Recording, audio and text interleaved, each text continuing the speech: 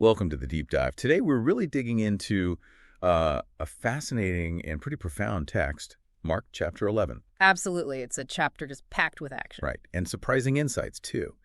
Our mission today really is to unpack all those layers of meaning, focusing especially on Jesus' authority, how it was shown, how it got challenged, and, what it actually means for us today. And it's such a rich chapter for that. The source material we're looking at, it's this really detailed study of Mark 11, and it gives just a unique view into those incredibly intense final days of Jesus right before the crucifixion. So as we get into this narrative, you'll start to see these powerful connections, really resonant links between, ancient events and these timeless truths about faith, obedience, and something really critical, perception versus true spiritual substance. Okay, let's start peeling back those layers then. Beginning with Jesus' entrance into Jerusalem, which, as our source makes clear, wasn't just some casual walk into town. It was, a declaration, wasn't it? A kingly one. Very much so. So picture this. Jesus and the disciples, they're getting close to Jerusalem near Beit Gai and Beit Anya, right there by the Mount of Olives. And Jesus gives this seemingly simple instruction to two disciples. Yeah, go into the village, find a colt tied up, one that's never been ridden, untie it, bring it here. Sounds straightforward enough. Exactly, but the source really emphasizes this little detail. It's loaded with meaning. Oh, absolutely. It's fascinating because this was no, ordinary errand. Our study shows that Jesus riding this specific animal, a donkey's foal, was a direct, unmistakable signal to the leadership in Jerusalem. He wasn't just arriving. No, he was arriving as their king, deliberately fulfilling scripture. The prophecy in Zechariah 9:9 about the king coming humble and mounted on a donkey. On a colt, the foal of a donkey. Right, exactly. It's a clear statement, and it's deliberately contrasting with maybe the expectation of some conquering hero on a war horse. Yeah. He's embodying peace, not military power. And what really jumps out is how the disciples react, or rather how they don't react. They don't question it. Not at all. They just believe him and go. Yeah. Even when people nearby challenge them, like, hey, what are you doing untying that colt? They just give the answer Jesus told them to give. The Lord needs it. And that's it. They let them take it. This shows a huge shift in their faith, doesn't it? I mean, Yeah. After all the times they seemed confused or doubtful, what's different here? That's a really excellent point. Because, they definitely had their moments of, let's say, confusion earlier on. For sure. But our source suggests that by this point, seeing his authority demonstrated again and again, it had really cemented their trust. This specific moment, it kind of illustrates that balance, Yeah. There's a time for asking honest questions, absolutely. Mm-hmm. But there's also a time for, humble submission when you get a clear instruction from the Lord. The commentary makes a point. If Jesus is truly Lord, then obedience follows. It's not blind obedience, though. No, exactly. It's trust built on past experience, on seeing his wisdom, his power. And that trust, it prepares us for what's coming next. Because he does know what's ahead. It's an active kind of trust. Okay, so Jesus gets the colt, and as he rides toward the city, the reaction from the crowd is just incredible. People are throwing their robes on the road, spreading branches. Classic signs of honoring royalty. Submission, really. And again, that detail about the donkey meaning peace, contrasting with a horse meaning war. Yeah. It's a peaceful entry, but it's also kind of subversive, given what people expected the Messiah to be like. And shouting, Hosanna! Yeah. Our study dives into that word. Originally, it meant something quite urgent, like, save us now, or please deliver us. Oh, interesting. Yeah, but by this time, it had sort of evolved into this passionate shout of praise, of adoration, a joyous welcome. And they're quoting Psalm 118, too. Blessed is the one who comes in the name of the Lord. Blessed is the coming kingdom of our father David. Hosanna in the highest. So it's acknowledging both earthly praise and heavenly blessing. Precisely. As he rides in as their king. It's just dripping with prophetic significance. So after all this amazing procession, what's the first thing Jesus does when he actually gets into Jerusalem, into the temple courts? He just looks around. Right. He takes a good look at everything. That's it. Yeah. No big speech right then, no dramatic action, just observing, just scrutinizing maybe. Seems like it.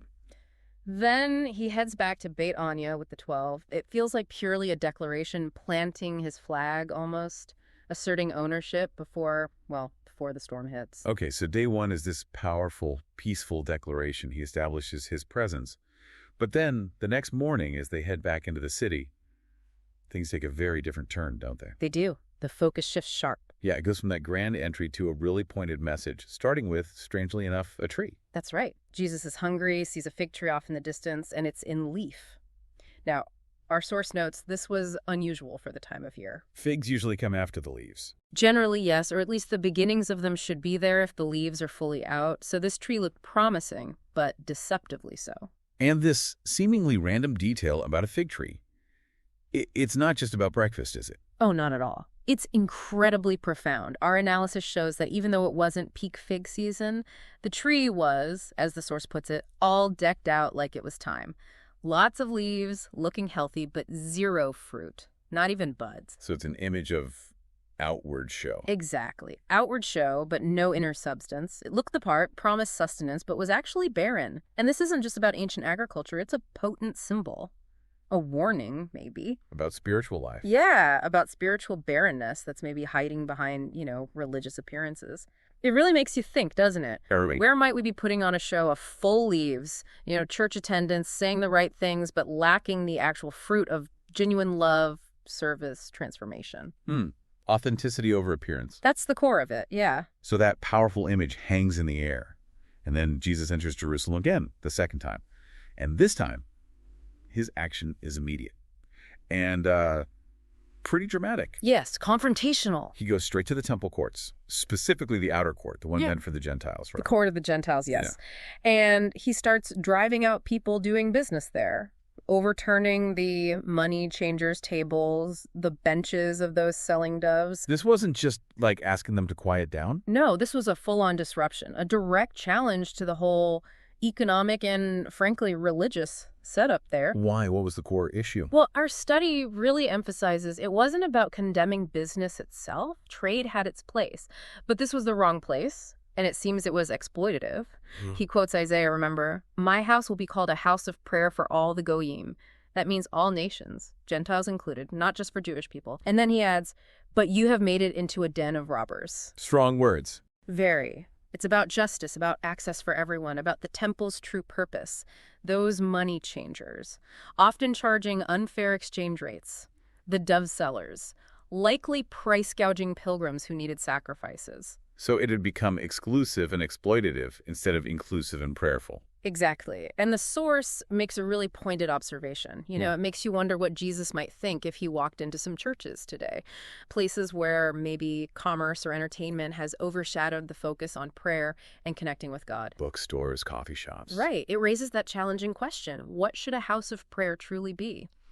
A place for genuine connection with God, for everyone, free from barriers and exploitation. And the reaction to this very public, very authoritative act. Immediate and hostile, from the leadership anyway. Yeah. The head priests, the Kohanim, and the Torah teachers, the scribes. They immediately start looking for a way to, get rid of him. Because they were afraid. Deeply afraid. Afraid of losing their positions, their control, their influence. Because, as the text says, the crowds were utterly taken by his teaching. For them, it wasn't a theological disagreement anymore. It was a threat. A direct threat to their power base. Okay, so that's day 2. They're moving into the third morning. They're heading back into Jerusalem again, and Peter notices something. Yeah, Peter spots the fig tree from the day before. Yeah.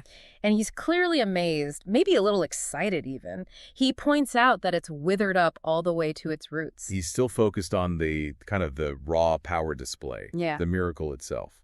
Which is understandable. It was a pretty dramatic sight. But Jesus, he always uses these moments to teach something deeper. Right. He uses Peter's observation to explain the meaning behind the withered tree.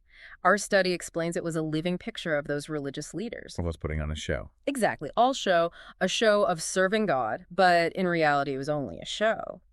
They had the leaves, the outward appearance of piety, but no actual spiritual fruit. And the commentary links this directly to what Jesus says later in Revelation to the church in Laodicea about being lukewarm, neither hot nor cold, lacking genuine spiritual life. It's a really stark warning about authenticity. And then Jesus pivots, doesn't he? From the symbol to the spiritual lesson for Peter, for all of them. He does. He says, have the kind of trust that comes from God. And then he makes that absolutely astounding statement about faith moving a mountain into the sea. Which sounds like hyperbole, but maybe isn't. Well, he's establishing this radical principle, isn't he, about active God-given trust. The insight here, maybe, is that this mountain-moving faith isn't about us having immense willpower. It's about aligning our trust so completely with God's will. That our prayers become part of his purpose. Something like that, yeah. The mountain could be any huge obstacle in our lives. And Jesus is saying the real power isn't in our commanding ability, but in fully trusting the one who can command. Wow, okay. And that leads into his teaching on prayer itself. A truly profound teaching. He says, whatever you ask for in prayer, trust that you are receiving it and it will be yours. Incredible promise. But then comes the condition, the really challenging part. Forgiveness. Right. Immediately after that promise, he adds, and when you stand praying, if you have anything against anyone, forgive him, so that your Father in heaven may also forgive your offenses. That's huge. Yeah. Linking answered prayer directly to our willingness to forgive others. It is huge. Yeah. And our source even suggests this might have been particularly relevant for the disciples right then, remembering that spat they had about James and John wanting the best seats in the kingdom. Right. Bad feelings lingering. Possibly. And this idea the study mentions about forgiveness being like an identification card signifying we're children of God, that's powerful too. Meaning true forgiveness is maybe only possible through God's power. It implies that, doesn't it? It suggests it's not just about trying harder to let it go. It's potentially a supernatural act. Which makes you ask yourself, doesn't it, what bitterness might I be holding on to that's actually blocking my own connection with God despite, all my other efforts? That is a deeply challenging thought. And uncomfortable. Definitely. So all this teaching about faith, prayer, forgiveness, it sets the stage for the final confrontation in this chapter.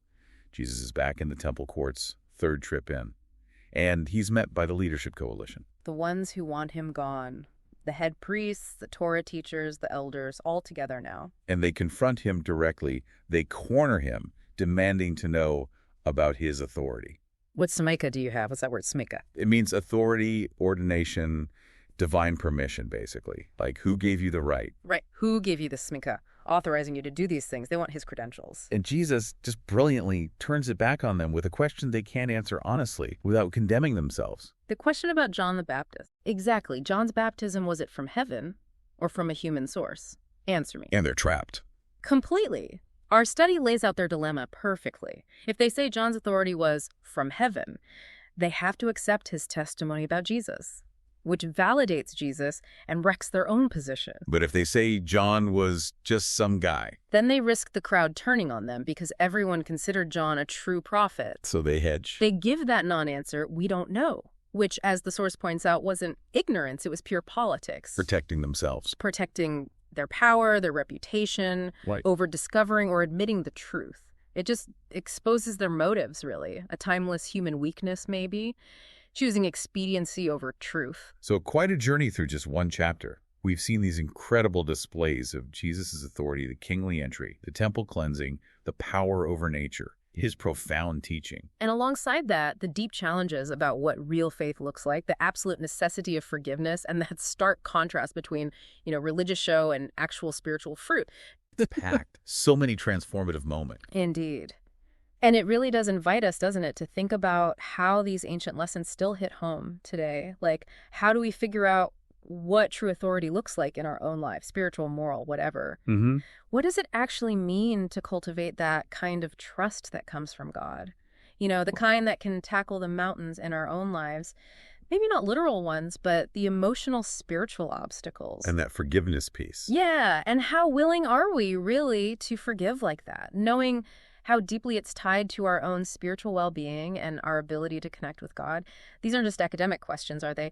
They're invitations to change. So as we finish up this deep dive, maybe just take a moment, you listening, to think about that contrast again. The disciples on their journey, starting with questions, ending, at least in moments like the cult incident, with trust and obedience, versus the leaders, outwardly religious, but driven by politics, by fear, by self-preservation. It's a stark contrast. It really is. So when is it right, even vital, to ask the hard questions, to really probe and understand? Jesus certainly invited that sometimes. But when, as we see with the disciples, is it maybe time for that humble, trusting obedience based on what God has already shown us? How does our own view of authority, where we think it comes from, how we react to it, how does that shape our ability to actually receive truth and then act on it in our own lives? Something to chew on as you continued your own exploration.